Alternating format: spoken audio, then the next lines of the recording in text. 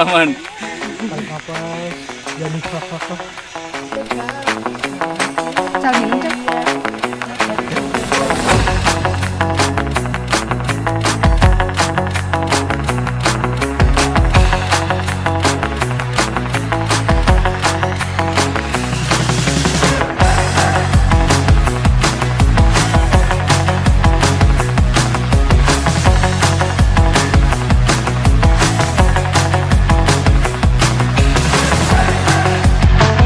Kita baru turun.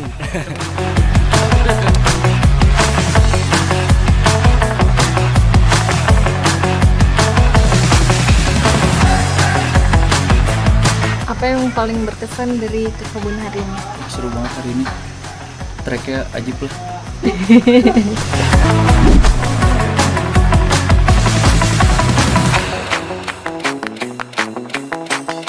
Sampurasun.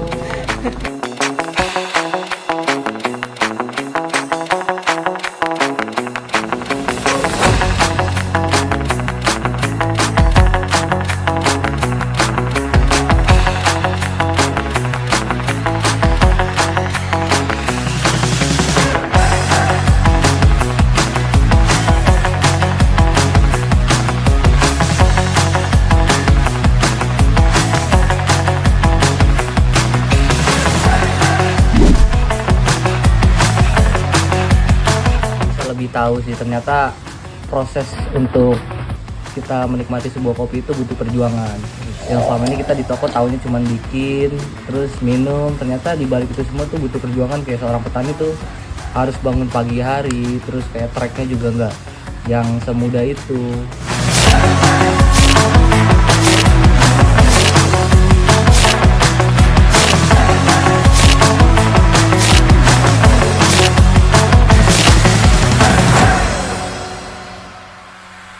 Baik, bismillahirrahmanirrahim. Assalamualaikum warahmatullahi wabarakatuh.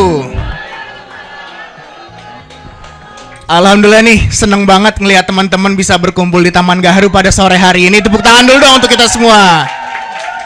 Oke, bagi teman-teman yang masih kerja atau memiliki waktu luang, boleh banget kumpul di Taman Gaharu karena kita akan melaksanakan kegiatan talk show Barista Bertani Cerita Kopi dari Hulu. Tepuk tangan buat kita semua. Oke, momen bersejarah Barista Bertani ini, Kenali Kopi dari Hulu, merupakan sebuah perjalanan kopi dari tangan petani sampai ke tangan kita semua. Bagaimana sih proses pembuatan itu di dalamnya? Bagaimana cherry itu diproses, bagaimana pemrosesannya, sampai kopi itu sampai di tangan teman-teman semua. Pasti pada penasaran dong. Oleh karena itu, dalam rangka menyemarakan bulan tetangga Tuku, makanya kita mengadakan kegiatan Barista Bertani ini. Oke. Baik, aku minum dulu sebentar.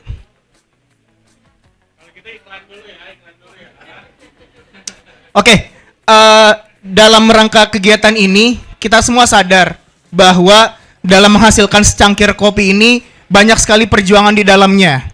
Dan kita juga sadar bahwa teman-teman kita, mungkin nggak semuanya, tapi kebanyakan teman-teman barista belum mengenal bagaimana kopi itu dapat diproses di hulu.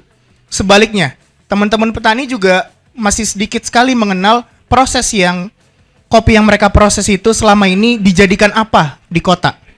Oleh karena itu, melalui kegiatan talk show Barista Bertani ini, yang sebelumnya teman-teman barista yang ada di depan saya ini, tepuk tangan dulu buat teman-teman semua, telah mengikuti kegiatan Barista Bertani selama 12 hari di Hulu, tepatnya di Garut, gitu. Oke. Waduh, ternyata Pak Tio belum pernah. Gimana kalau kita ajak Pak Tio ya, sekali-kali nanti ya, biar ngerasain gimana beratnya karung kopi itu. Oke, agar acara ini tidak memakan waktu lama, langsung saja kita sambut moderator kita. Moderator kita ini adalah seorang yang inspirasional. Ya, beliau telah berkecimpung di dunia kemasyarakatan mungkin udah berpuluh-puluh tahun lamanya. Tanpa panjang lebar, kita sambut Ibu Adisti Kayanti, CEO dari Tuku. Selamat datang Ibu Adisti.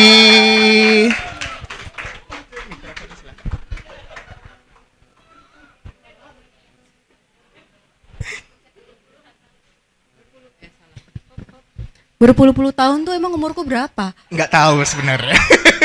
Semacam tua kali. Iya. Iya tua. Oke, apa kabar Ibu Adisti? Hai, baik.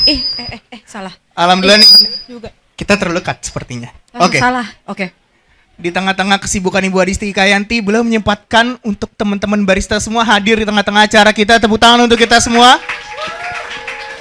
Oke, Ibu Adisti Kayanti, pada waktu dan tempat saya persilakan. Oke. Gimana ya? Oke, baik, sebentar. Assalamualaikum warahmatullahi wabarakatuh. Teman-teman yang di samping di taman kalau mau kayak piknik gitu, duduk-duduk boleh loh. Biar santai. Selamat datang kembali di acara Barista Bertani, edisi cerita kopi dari hulu. Bagi yang belum kenal, ada yang belum kenal aku nggak? Nama aku Adisti Kayanti, tapi mungkin teman-teman biasa lebih banyak yang panggil aku Bubu. Secara kurang lebih 30-40 menit ke depan aku akan mungkin memandu ngobrol-ngobrol lah ya, bercerita hasil pengalaman teman-teman dari di hulu ini. Selamat datang untuk semua teman-teman yang sudah menyempatkan hadir. Thank you teman-teman yang mungkin bisa ditutup juga kerjaannya aja, kita nonton ini aja ya. Nah, sebetulnya ini bertepatan dengan ulang tahun Tuku yang ke-10. Oke. Sebuah titik yang sangat penting dalam perjalanannya. 1 dekade itu bukan waktu yang singkat ya, teman-teman. Hari ini kita tidak hanya merayakan sebuah dekade yang penuh inovasi dan pertumbuhan, tetapi kita juga punya kesempatan untuk menggali lebih dalam bagaimana bisnis dapat berkembang dengan sustainability atau keberlanjutan sebagai pondasi utama. Sehingga kita terus sadar bahwa dalam membangun bisnis yang baik kita tidak hanya memikirkan tentang profitabilitas, tapi juga terus berpikir bagaimana dapat menjalankan bisnis yang beretika, memiliki visi yang baik dan berdampak nyata terhadap kelestarian lingkungan. Nah, sore ini lebih tepat rasanya kalau kita mendengar cerita langsung dari teman-teman yang sudah merasakan pengalaman real dari lapangan. Aku sambut perwakilan dari teman-teman barista yang sudah tinggal di rumah-rumah petani tadi. Hari ini ada Andre Niko dari toko Cibubur Point.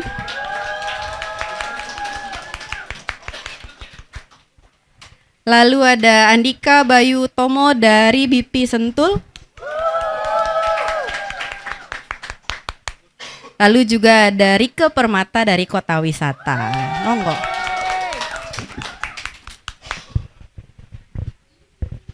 Oke. Boleh perkenalan diri satu-satu dulu teman-teman. Mungkin di sini juga ada teman-teman yang belum kenal sedikit. Halo, saya bercerita sedikit tentang diri sendiri boleh?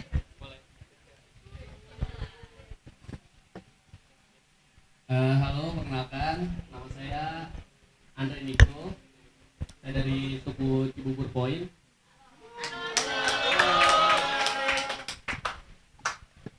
Saya dari Desa Dano. Saya yang bersama Ican sama kelompok yang tinggal bersama petani di Desa Dano. Oke, Andre nih kita dengar kemarin ada cerita menarik ya di sana. Nanti bisa kita dengarkan cerita-cerita spesifiknya nanti. Boleh lanjut, Bayu, monggo. Wow. Mohon maaf. Halo semuanya, perkenalkan nama saya Andika Bayu Tomo atau bisa dipanggil Bayu. Saya dari Tuku BP Sentul, mewakili kelompok 1 dari Supiani dan Angga Nugraha atau Agoy. Saya di Desa Kersamana bersama Bas Leo. Oke. Last but not least, satu-satunya peserta perempuan kita di program ini, teman-teman. Halo semuanya, selamat sore.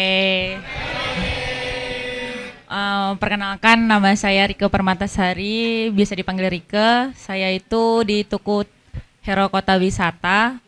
Saya itu di Desa Patrol. Kita itu ada 4 di sana, salah satunya saya, ada Pinky, Gilang, dan Anton. Dan di sana kita ada yang penanggung jawabnya kemarin di sana itu adanya Adi namanya. Dan di sana kita tuh banyak belajar hal-hal yang kita tidak tahu di sini. Di sana tuh cukup luar biasa, banyak hal yang baik kita lihat di sana ya. Terima kasih semuanya. Oke, kita coba kilas balik sedikit nih.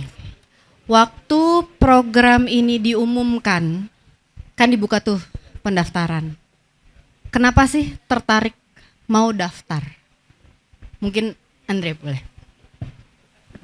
Untuk saya pribadi kan sebagai barista, menurut saya sangat kepo banget sama biji kopi yang saya pakai sendiri di toko. Saya cuma bisa buat dari espresso atau kopi latte. Untuk pengalaman adanya program ini menurut saya sangat menarik gitu untuk mencoba untuk terjun langsung jadi petani, ngebantu petani, seperti itu motivasi saya. Terjawab nggak tapi keinginan di depannya?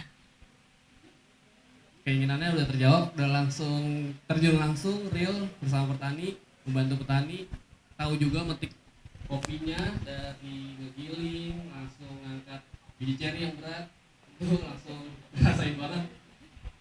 Beratnya berapa sih? Beratnya tuh kurang lebih 55 kilo satu karungnya itu. Per satu kali angkat. Satu kali angkat itu. Ada berapa karung yang diangkat? kurang lebih itu ada 6 karung gitu. Kita satu hari itu ngumpulin, itu kita jual. Satu karungnya itu 55 kilo, kurang lebih satu hari bisa sampai 5 atau 6 kilo. Berotot nggak pulang-pulang? Coba teman-teman yang di depan boleh kasih lihat nggak hasilnya? Ada perubahan nggak di fisik? Oke. Nah setelah kulit, ada before and after, ada fotonya. Nah setelah ke sana, mungkin next aku gantian ke Bayu ya gitu.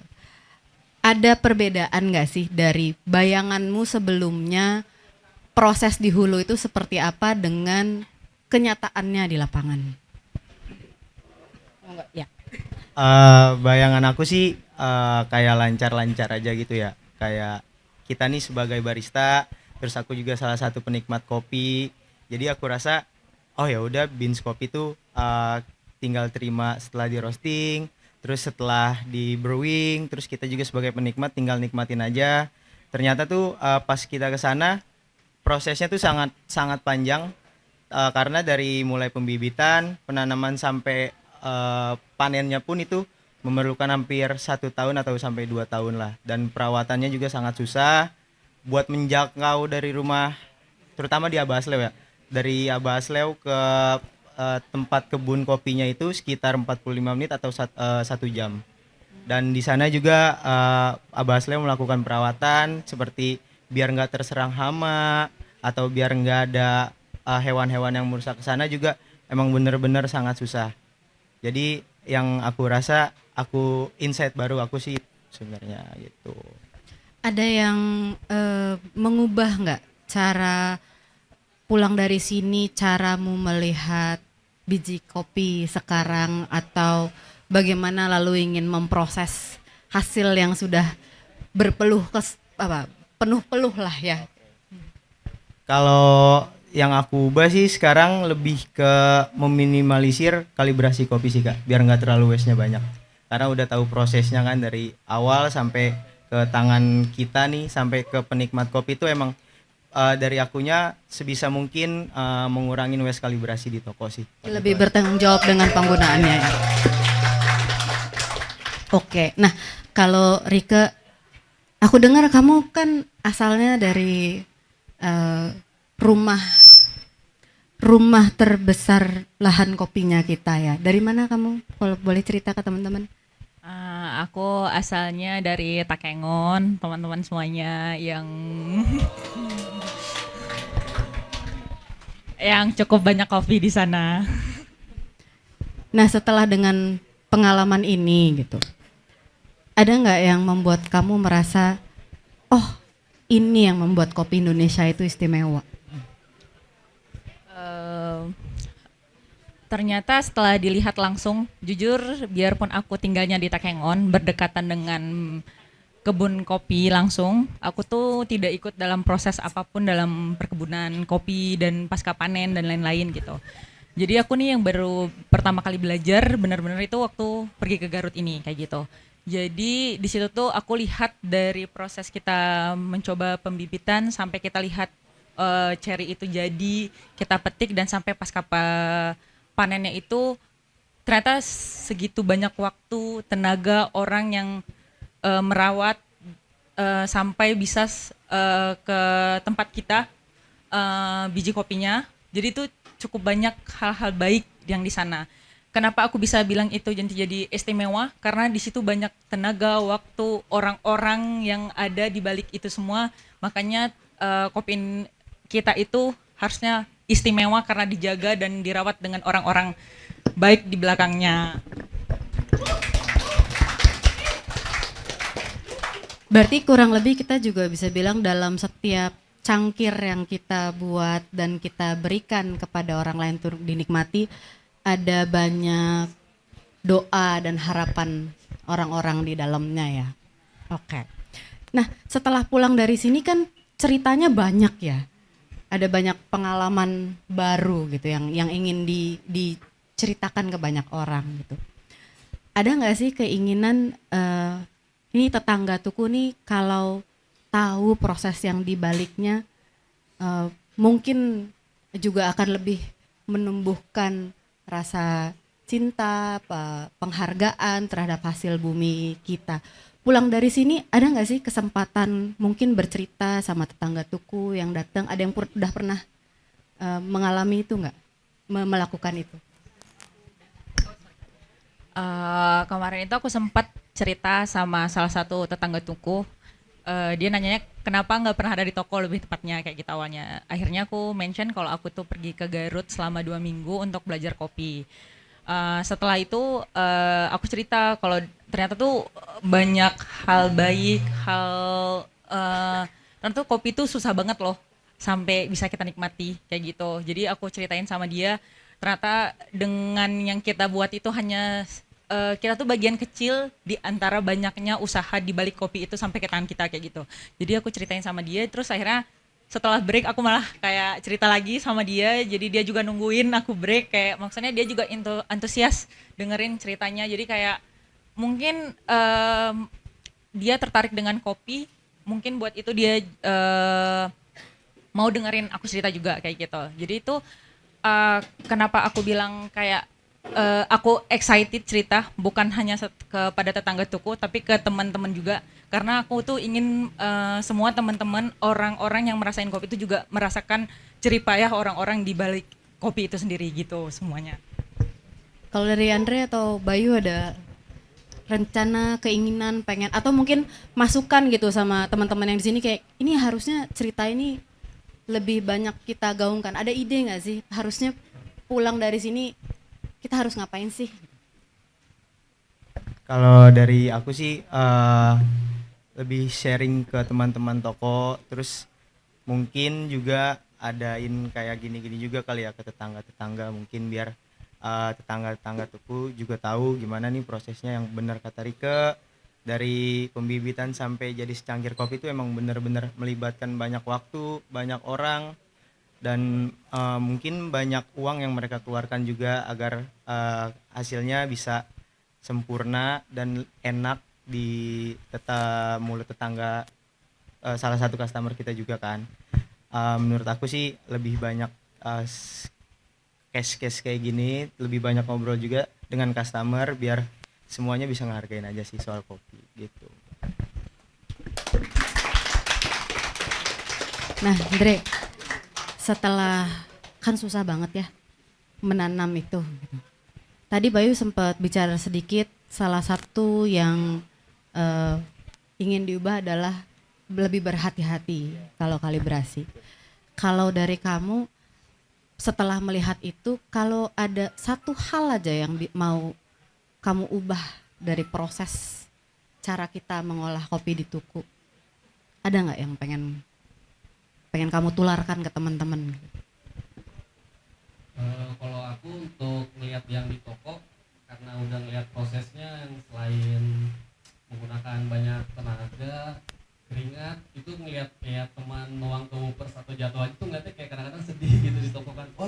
Sugianto. Itu kita juga ngerasain gitu secara real bareng petaninya. Dia di tempat saya kan di Desa Dano ada Kak Kamal, kayak mesinnya rusak atau gimana kita merasakan juga gitu, mesin palpernya rusak, kesedihannya, dia berkeringatnya kita bantuin buat ngangkatnya. Jadi kalau di toko kadang-kadang ada sosialisasi kan di toko saya selalu sebutin untuk kalibrasian pertama atau kedua itu tuh kalau bisa dimaksimalin, udah oke gitu, jangan kayak dibuang, kopi gak enak tuh dibuang tuh ngeliatnya kayak kadang-kadang sedih gitu, yang gak enak atau over ekstrak banget kita juga langsung dibuang aja. Karena kan perjalanannya dari biji kopi itu sangat panjang dan jauh gitu. Itu aja sih yang mau disosialisasiin ke toko, ke teman-teman tim toko juga. Jadi lebih mindful gitu ya, gitu. Lebih aware bahwa di dalam setiap proses dari setiap hal yang kita olah itu ada jerih payah banyak orang lain di belakangnya, waktu dan tenaga gitu ya. Aku dengar kan juga kayak teman-teman terpapar sempat ada cerita ketika petani itu mengalami kehilangan. Boleh ada yang cerita lebih panjang nggak soalnya? Jadi untuk di desa aku di Kersamana, yang dimana pengelolanya itu Abah Asleo, di hari ketiga tuh sekitar jam 3 pagi Abah Asleo kehilangan 200 kilo bins kopi. Jadi kalau sekitar dirupiahkan tuh sekitar 7 sampai 8 juta hilangnya. Jadi setelah kehilangan, Abah Asleo tuh sehari atau 2 hari kemudian itu langsung ngejual kopinya ke tempat penyortiran yang lebih besar, agar nggak ada lagi pencurian-pencurian yang Abah Asleo nggak inginkan. Makanya pas di tempat sortir nyampe, ternyata tuh kopinya nggak memenuhi standar kekeringan pada bins kopi itu. Jadi pas sampai tempat penyortiran harganya dikurangin lagi.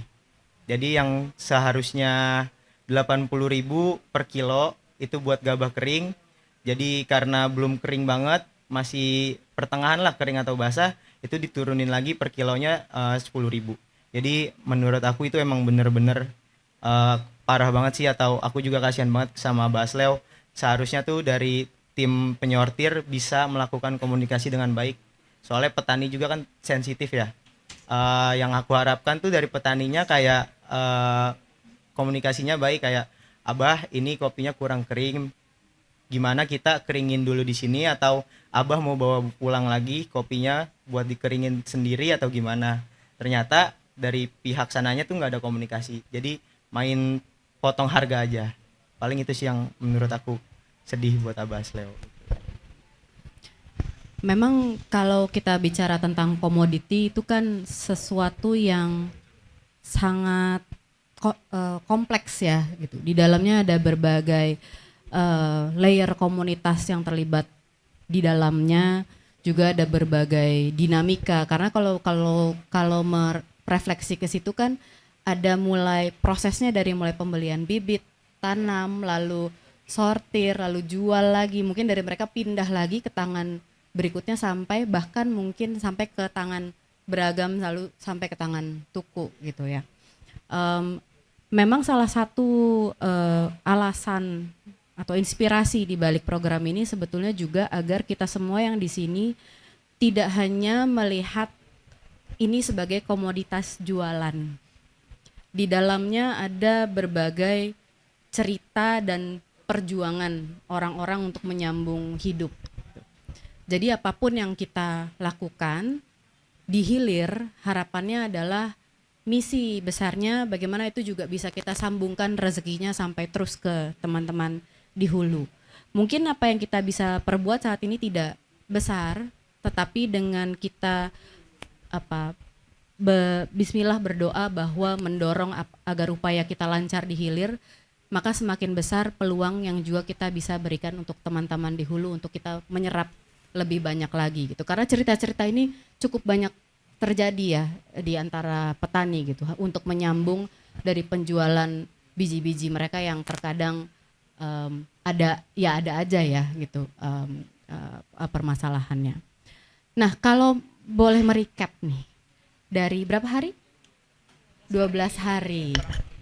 Pengalaman apa yang paling ngena gitu pas di sana. Aku dengar Andre punya cerita menarik soal ini. Untuk aku tuh pengalamannya tuh selain capeknya, kesalnya sortir biji berkarung-karung, cuma kan kita mikir lagi, wah ini tuh uangnya petani gitu ya, kalau ada yang jatuh aja gitu kita pungutin lagi buat kita jual lagi besok harinya, besok ngumpulin karung lagi, pergi lagi ke gunung, naik lagi, sampai di hari ketiga kita tuh udah biasa naik ke gunung sama tim. Namun di hari itu saya ada jatuh juga akhirnya, saya jatuh juga. Selain pengalaman dari ilmu juga, ada yang paling berkesan adalah mungkin pengalaman yang jatuhnya juga itu seumur hidup buat saya. Jadi itu pengalaman itu hampir menai bibir saya. Itu sampai 2 kali saya jatuh dari berangkat, terus mau pulang juga jatuh lagi. Mungkin kalau ada tambahan dari tim toko saya tuh, dari ketua saya yaitu Ican, mungkin bisa mau ngobrol lebih dalam lagi mengenai Boleh. Ada yang mau bantu cerita teman-temannya? Pengalaman. Boleh maju sedikit ke sini biar kelihatan di kamera. Sini dikit. Sini. Aku pandu ya. Kesini sebentar mas. Sebentar ya. Nggak apa-apa. Biar yang lain juga bisa lihat mukanya Ican. Halo, berdiri sini dulu. Tadi soalnya Mas Andre minta dibantu tambahin cerita, Mas. Boleh bantuin ya? yang mana Andre? Pengalaman yang berkesan aja. Oh iya, berkesan. Yang pastinya yang pertama kalau untuk kesannya di sana seru banget sih. Maksudnya bisa belajar banyak ilmu yang kita nggak tahu selama kita ngelola kopi. Emang benar-benar kita buta, dan realitanya memang ya seperti itu. Seperti yang dikatakan Andre, kayak di sana tuh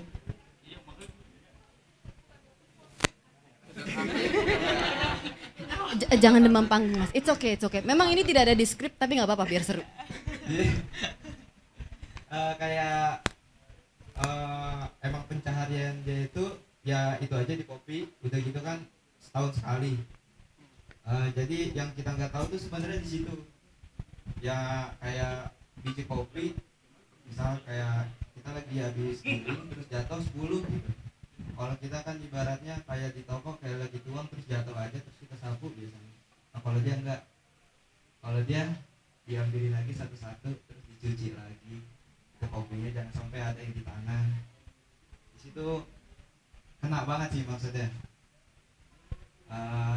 Seberapa berartinya kopi bagi para petani, sekecil apapun itu sangat berarti lah. Itu sih. Oke. Thank you, Mas. Keren juga buang body. Oke. Kalau nge-recap sedikit nih, masing-masing boleh nggak sih rangkum pengalaman ini dalam 1 kalimat untuk di-share ke teman-teman? Apa artinya program ini buat kalian? Boleh Rika dulu. 1 kalimat. Yang lain boleh mikir dulu.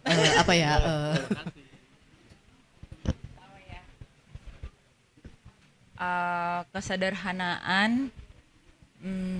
Tunggu. Atau nggak usah 1 kalimat, beberapa keyword mungkin ya yang nempel banget rasanya di kepala dari perjalanan ini.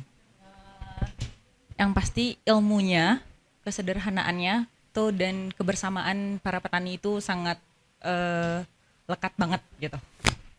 Terima kasih. Oke.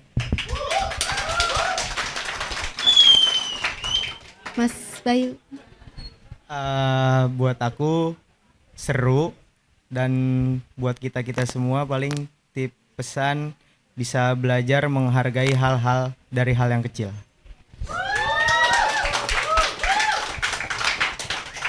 Kamu terakhir harus pamungkas ini. kayaknya udah diambil semua gitu. Kalau saya sih kekompakannya, selain ilmunya, kekompakannya dan penuh rasa syukur untuk dari biji kopi yang ada di hulu sampai ke hilir. Oke. Ada harapan apa tentang program ini? Kalian ada masukan kah? Mau perlu ada Harapannya lagi? mungkin semoga ada di tahun depan lagi ya, ada hilir, jadi ganti orang lagi, makin tahu lagi, selalu ada sosialisasi lagi pada petani kopi gitu. Iya, itu ada kode-kode ya teman-teman. Oke. Ada ini dari misalnya ada teman-teman di toko yang kayak, dia nih harusnya dia lihat nih turun gitu. Ada nggak sih nama-nama itu kepikiran? Kalau dari aku nggak ada sih, soalnya semuanya sudah aku edukasi dan semuanya berjalan dengan baik. Oke. Nah, dari sini kita mungkin kan dari tadi aku yang tanya-tanya ya gitu. Kalau dari teman-teman mungkin ada yang penasaran punya pertanyaan, aku buka sesi tanya jawab. Wow, aku bahkan belum mingkem. Boleh kita coba satu, aku coba ambil satu lagi kalau ada yang punya. Ada yang mau tanya? Ada yang mau tanya? Kalau belum kita berikan ke Bapak Tio dulu. Sila Pak. Kan dikasih mic ya? Mohon maaf. Oke. Di panggung ini saya sudah bersama Bung Edi di sini saya juga.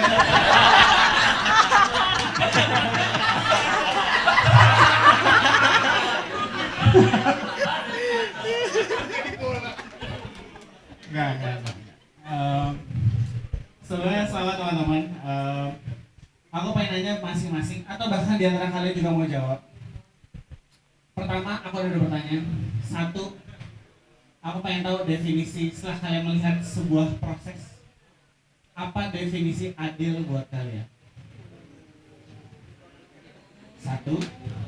Yang kedua, setelah kalian menjalani perjalanan di sana, apa definisi bahagia yang baru yang kalian dapatkan di sana? Berat, guys. Iya, aku beberapa bulan ini agak naik beratnya emang. Gimana? Mau Mungkin dari aku kali ya, Mas Tio. Kalau dari aku definisi adil yang pertama tadi menurut aku, kita pelaku kopi di hilir bisa menghargai kinerja, kerja keras, buang-buang waktunya atau waktu yang banyak kebuang sama di dunia hulu. Mungkin kita bisa mungkin dengan dengan salah satu adil itu bisa menaikkan harga atau deal by dealnya sama petaninya biar enaknya gimana gitu. Kalau dari aku gitu. Makanya ada Mas Edi di sini. Terus untuk yang kedua, definisi bahagia menurut aku bisa ngebantu petani terutama Abah Asleo karena beliau umurnya 78 tahun dan nggak mungkin dia ngangkat-ngangkat atau beliau ngangkat-ngangkat 50 kilo. Jadi aku Pani sama Angga bisa ngebantu beliau dan aku Pani sama Angga pun pas perpisahan tuh aku nangis, Pani nangis, Angga nangis sampai abahnya pun kayak nangis juga dan beliau tuh bilang Abah tuh nggak pernah kehilangan kayak gini. Abah tuh merasa sangat kehilangan. Jadi pas itu aku bahagia.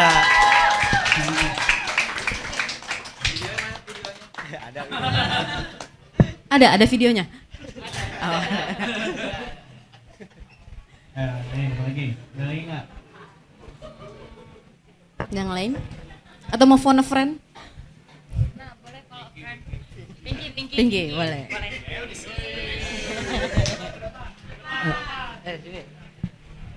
Assalamualaikum warahmatullahi wabarakatuh.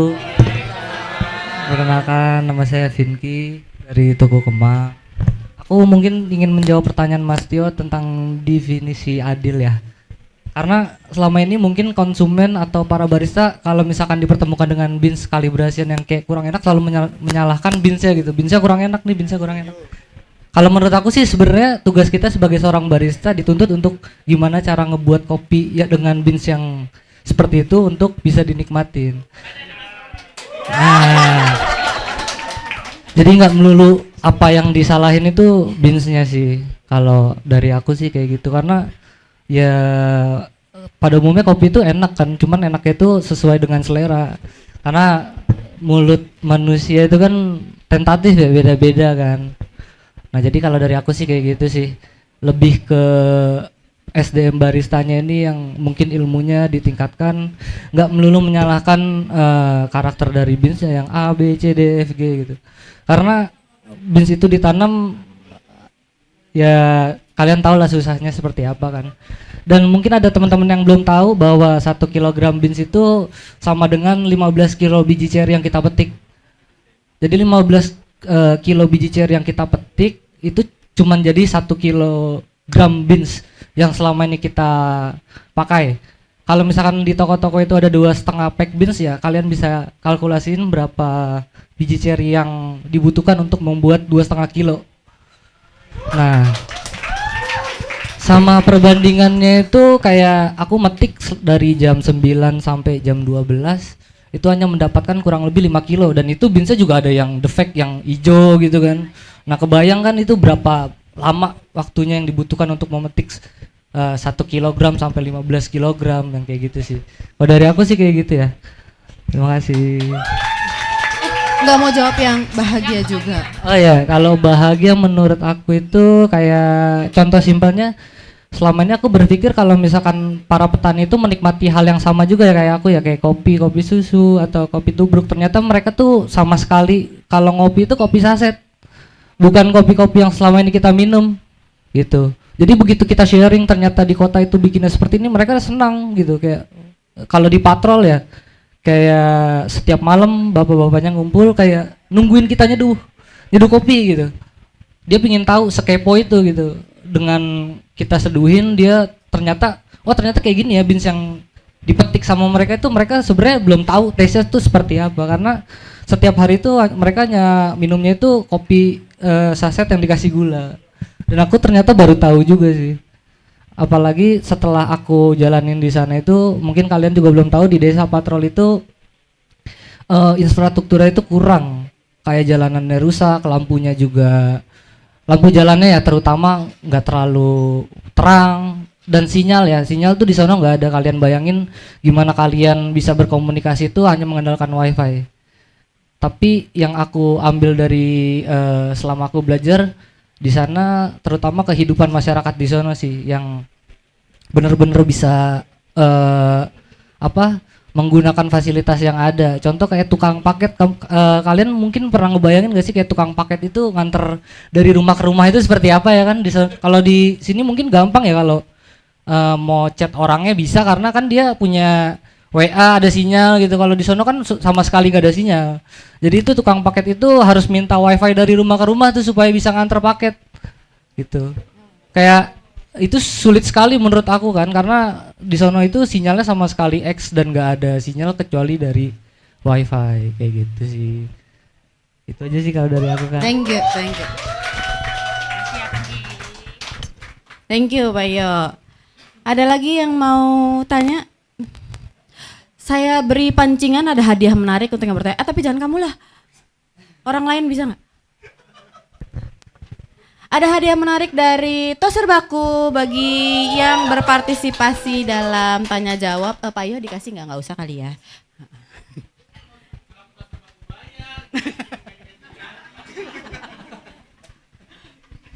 Ada lagi teman-teman mungkin yang penasaran dengan apa sih cerita di balik 12 hari ini? Si teman-teman kota ini nggak ada? Atau mungkin ada yang ngerasa, oh mungkin next tahun depan aku yang mesti berangkat gitu ya Mas Jaka?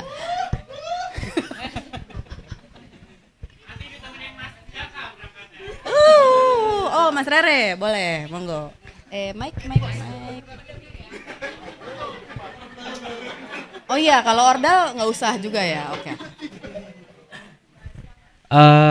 Oke, assalamualaikum warahmatullahi wabarakatuh. Waalaikumsalam warahmatullahi wabarakatuh. Jadi aku mau tanya sih, sebenarnya penasaran buat teman-teman yang udah ikut bertani di sana selama 12 hari. Mungkin teman-teman pernah tahu nggak sih atau mungkin pernah mengira-ngira perasaan petani di sana ketika kopi yang mereka petik dan dihargai sebegitu murahnya, ketika di sini itu ternyata harganya ya lumayan tinggi gitu, ataupun ya mungkin di kafe-kafe lain juga harganya yang tinggi. Mungkin pernah ngedenger nggak, maksudnya apa keluhan petani, ataupun kalian mungkin bisa mengira-ngira nggak, jadi pakai POV-nya si petani. Terima kasih, silakan yang mau menjawab. Aku open tidak hanya untuk yang teman-teman di sini, mungkin nanti Terima kasih. teman-teman lain juga kalau ingin menjawab boleh. Yang di sini dulu, ada yang mau jawab? Kalau di tempat aku di Kampung Patrol itu mungkin kalau POP untuk menjualan kopi itu yang cukup rendah, para petaninya itu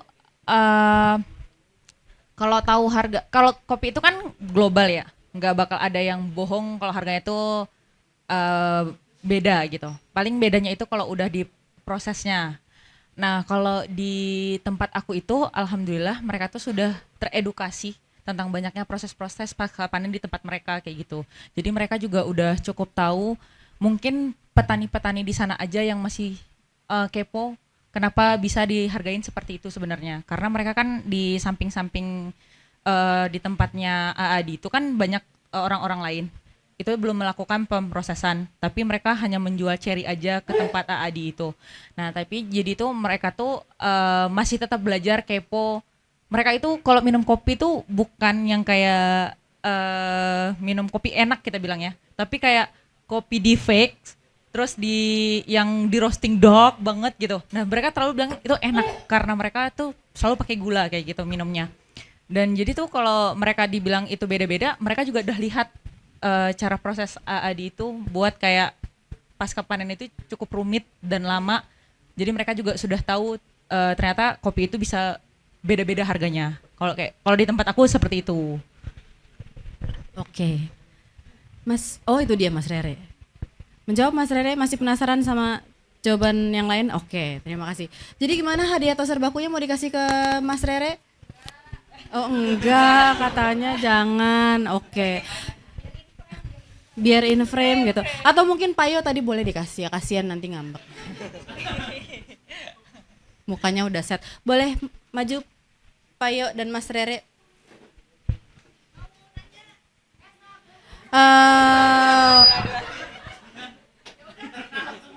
Iya. Ini dulu Mom Gal. Kamu? Semoga belum punya, Pak. Asik. Iya. Mom Gal mau tanya tapi ada durasi gimana? Ibu timekeeper mau maghrib. Bisa ya, satu-satu. Durasi Mom Gal. Durasi Mom Gal, durasi. Boleh maju. Boleh maju. Mic. Tadi.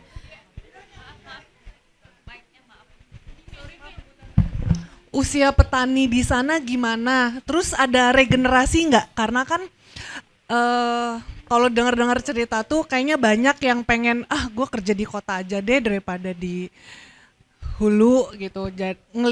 Karena ngelihat orang tuanya atau bahkan ngelihat keluarganya gitu. Pasti kan dari generasi muda itu pengen hidup yang lebih baik gitu. Oke, satu tadi kulihat ada Atika, satu lagi. Tambahan. Mana Atikanya mana? Di sini. Sini dulu. Tambahin, gue cuma pengen tahu apa kalimat harapan terbesar dari petani yang pernah kamu disampaikan ke kamu gitu.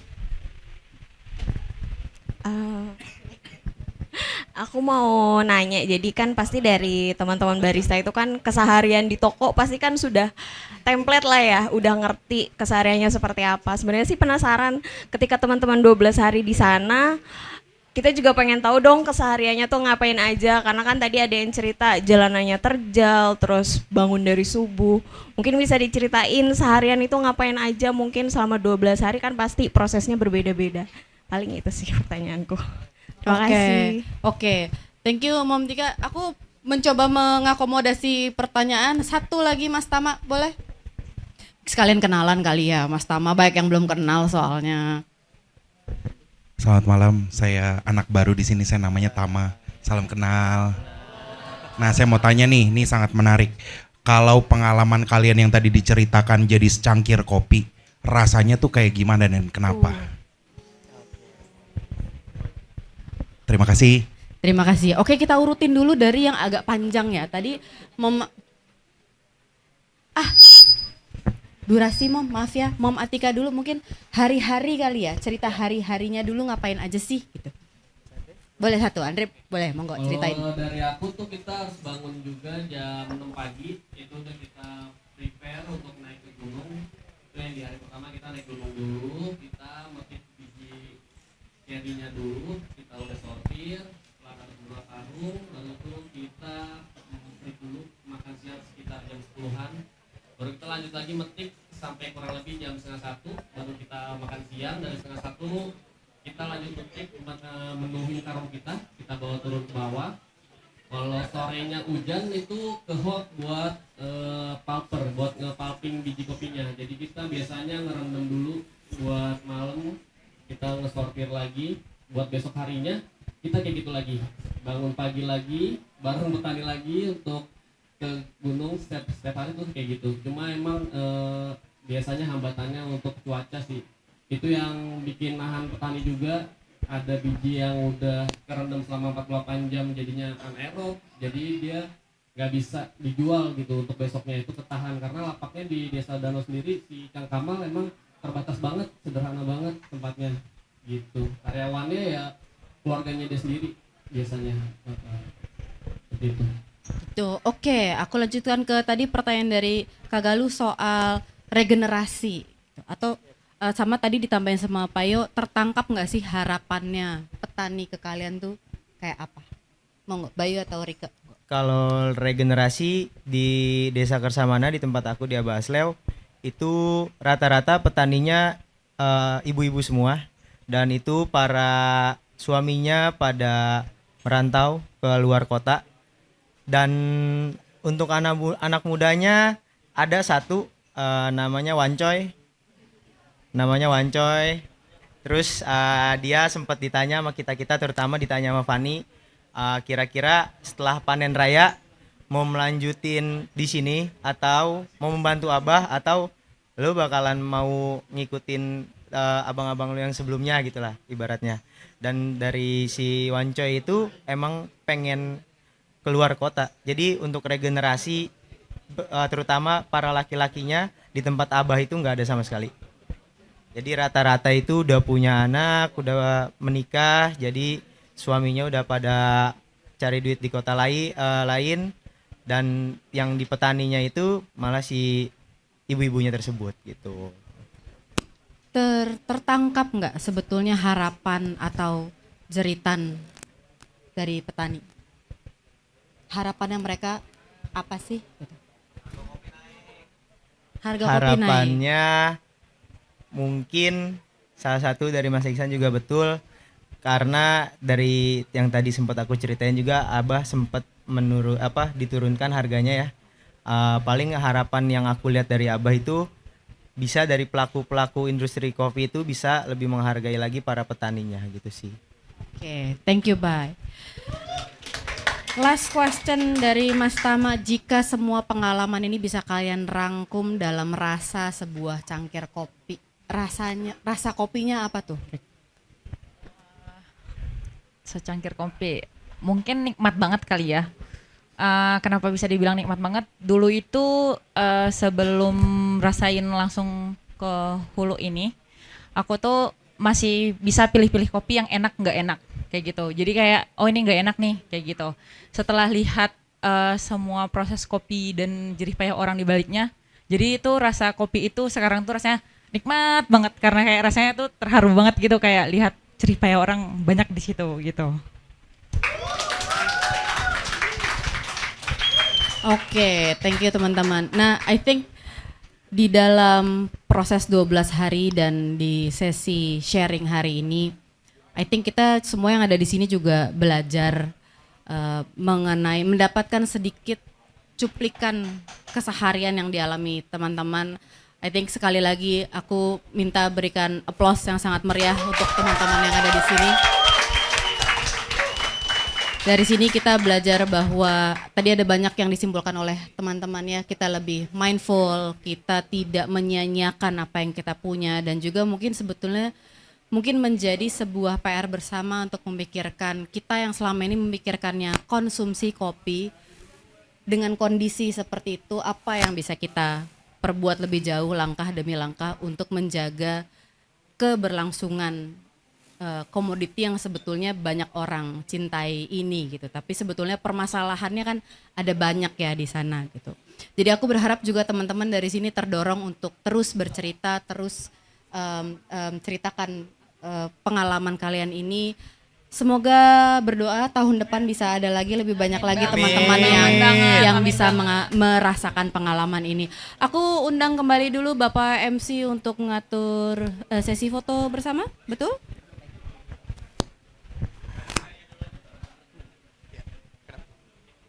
Oke, tepuk tangan dulu untuk moderator dan pembicara kita semuanya hari ini.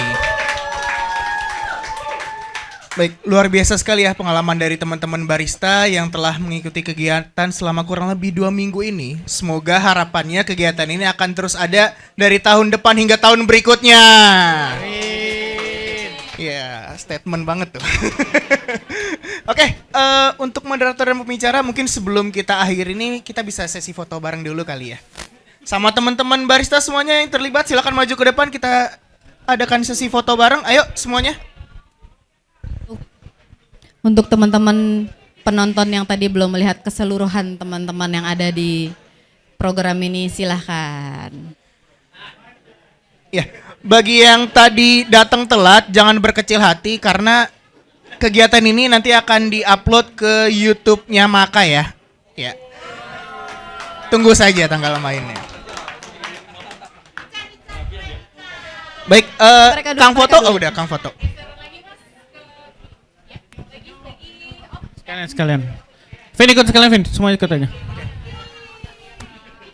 Teman-teman dilihat nih muka barista-baristanya. Jadi abis ini sambil makan bisa diingat muka-muka kalau mau ditanyain dunianya.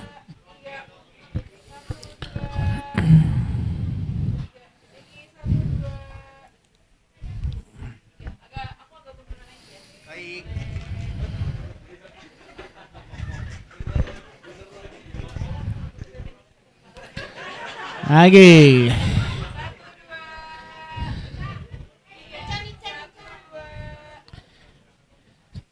Sekali lagi, muka abis ngangkat karung kopi. Coba mukanya abis ngangkat karung kopi gimana? Gak muka ngangkat karung kopi.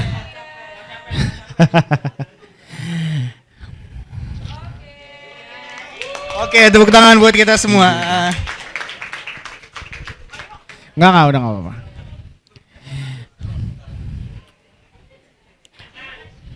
Oke, demikianlah rangkaian acara Talk Show Barista Bertani edisi cerita kopi dari hulu.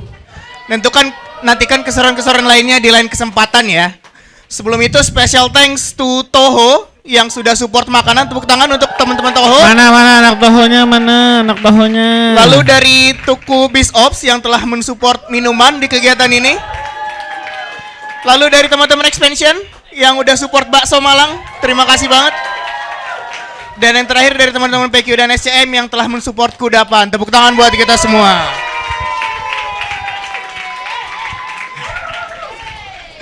Oke, selanjutnya kita break dulu. Jangan bubar dulu teman-teman semua karena akan ada keseruan lainnya di kegiatan hari ini. Kita hari ini tepatnya pukul 6:30 akan ada karaoke bersama Kamasogi. Tepuk tangan untuk kita semua. Oke, sambil nunggu waktu kita karaokean bareng, silakan dinikmati hidangan-hidangan yang sudah disediakan oleh teman-teman semua. Saya akhiri acara ini. Selamat sore semuanya. Wassalamualaikum warahmatullahi wabarakatuh. Terima kasih.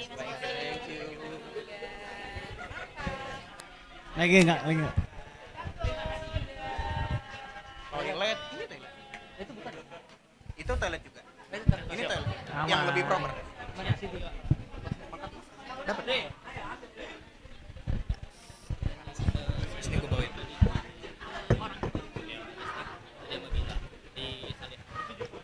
kasih ya.